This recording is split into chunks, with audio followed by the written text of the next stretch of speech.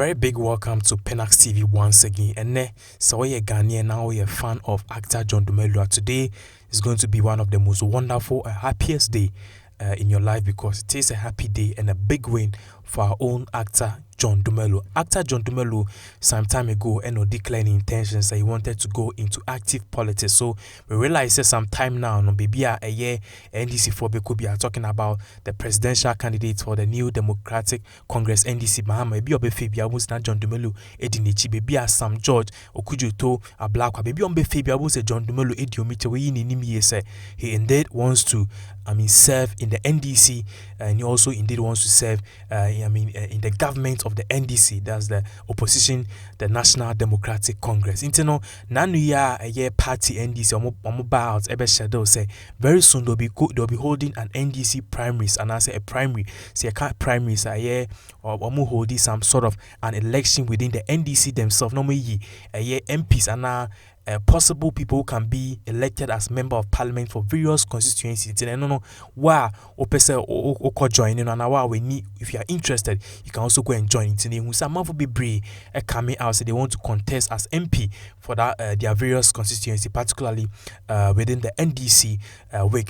They will say actor John Dumelo will buy out and also declaring intentions. Indeed, he also wants to be a member of parliament for a constituency. At this particular constituency, I'm talking about Ayawaso West Wougon. Now Ayawaso West Wougon a constituency be a wakra say meditative for beko yichika kra.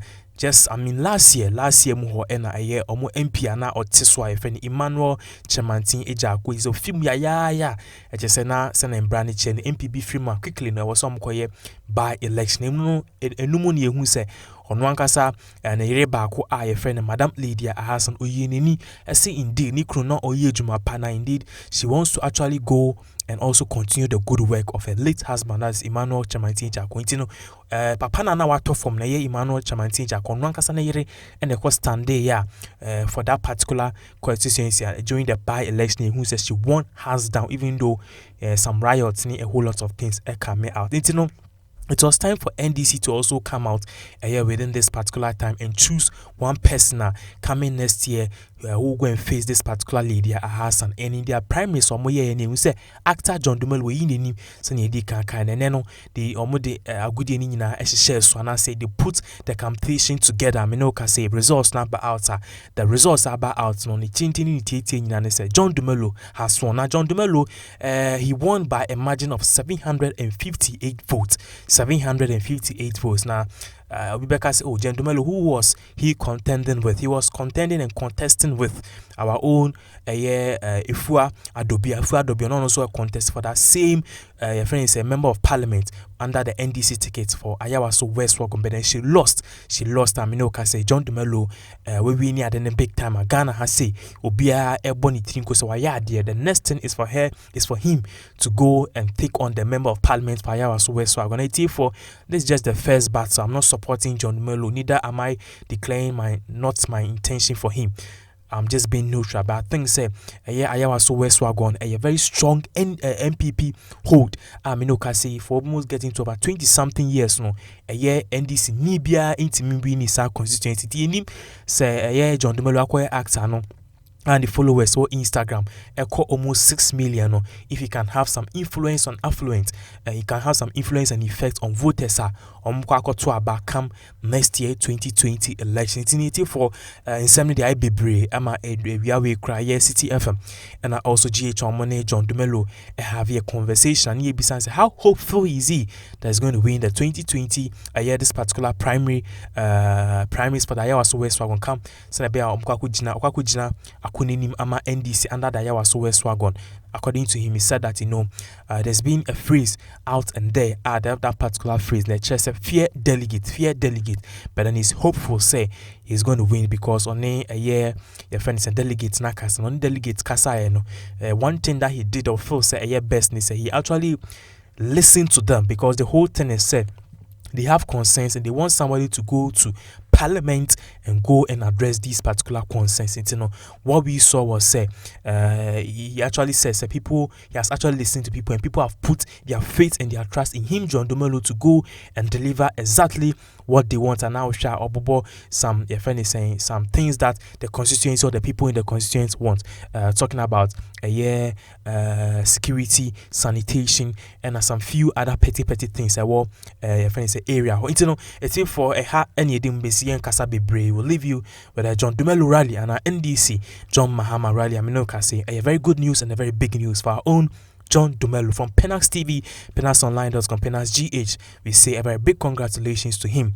Why yeah, dear. We just hope that we hope for all the best. We hope all the best for John Dumelo coming this particular 2020 elections on a lady house and so then we'll see the person who's going to win as an MP for Ayawaso West Wougon. Subscribe if you are new, and please kindly like and share this video to your various social media handles. Once again, a very, very, very big thank you for watching. The weather has been good to us. No major incidents whatsoever.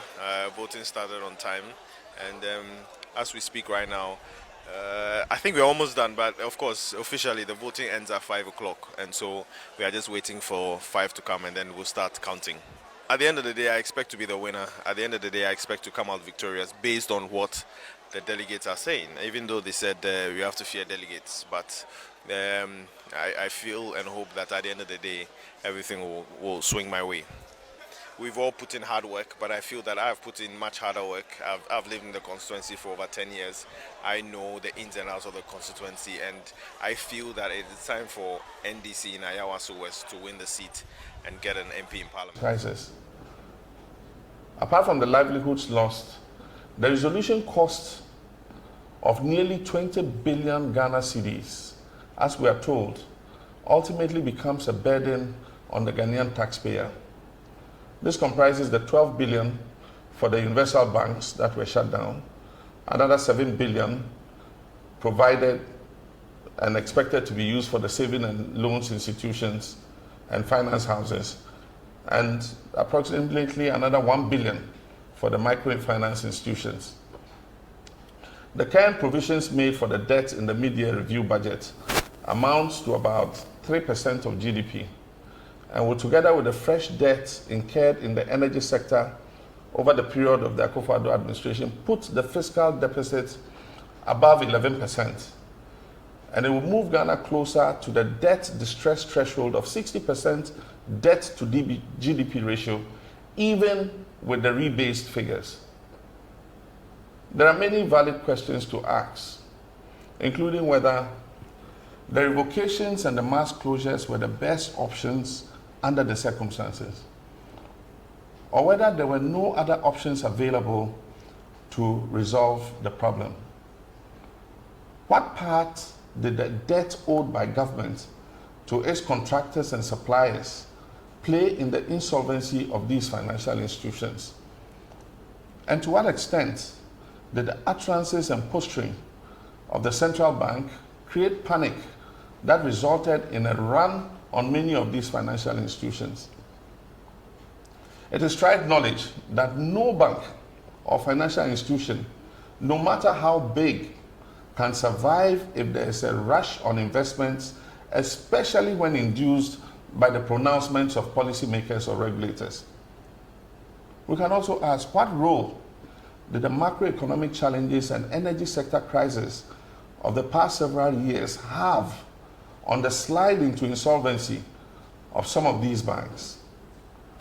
And what due diligence did the Bank of Ghana do on the situation before commencing these closures?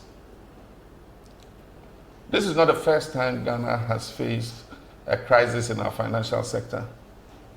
The Financial Sector Adjustment Program, popularly called FinSAP, during the 1990s, used the Non-Performing Assets Recovery Trust, NPAT, as a vehicle to offload the toxic liabilities of the banks and clean out the financial sector.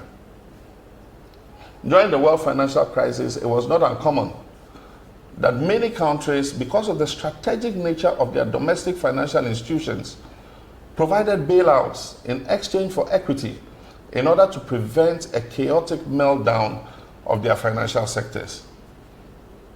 As it is, our central bank chose the path of a chaotic resolution and has created grave social and commercial dislocation with an accompanying huge debt that governments has no clue how to even begin paying down. The Policy Working Group on Finance and Economy that I set up recently is studying and analyzing the situation with a view to coming up with pragmatic steps that we can employ, not only to restore the confidence of our people in the banking system, but also to ameliorate the suffering imposed on the customers and staff of these financial institutions caused by the poor handling of the crisis by this administration. The Policy Working Group will also come up with plans for restoring the indigenous stake and participation in this all-important sector. We'll consider ways to promote greater financial inclusion and innovation, and consider setting up an appropriate vehicle to regulate microfinance and allied sectors in particular, while developing the rural banking sector and enhancing the role of the ARB Apex Bank's supervisory structure.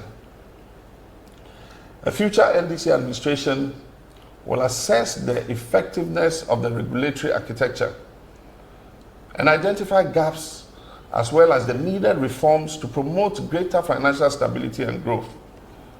We'll also consider temporary freezing of new banking licenses for a period of time, while encouraging as many banks as possible to list on the Ghana Stock Exchange within a reasonable time frame. We'll look at the receivership and liquidation framework in the Act to make it easier for the administrator to reverse a decline rather than making it automatic for an insolvent bank to be liquidated. While at it, we call on the Akufo-Addo administration to lift the veil on the beneficial shareholders of the Ghana Amalgamated Trust and to curb its supposed predatory bailout assaults on the remaining banks, which include state-owned banks.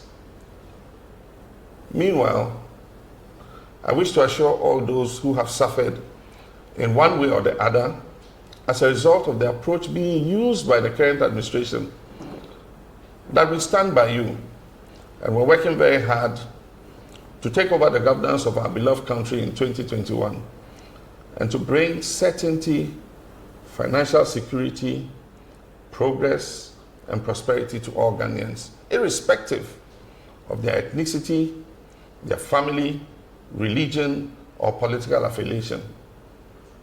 Thank you very much.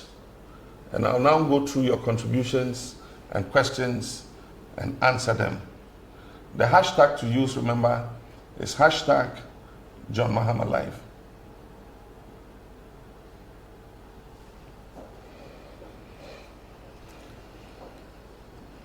Isaac Obo, I see you're watching from the USA.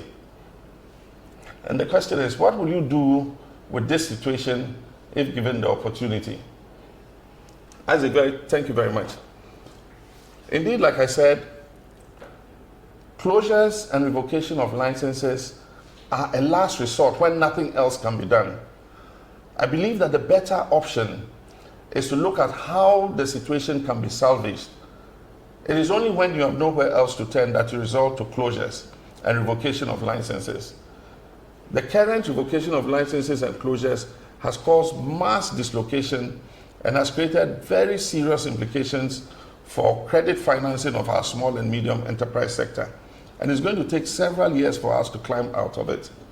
I gave the example in the 1990s when we had toxic liabilities in most of our financial sector.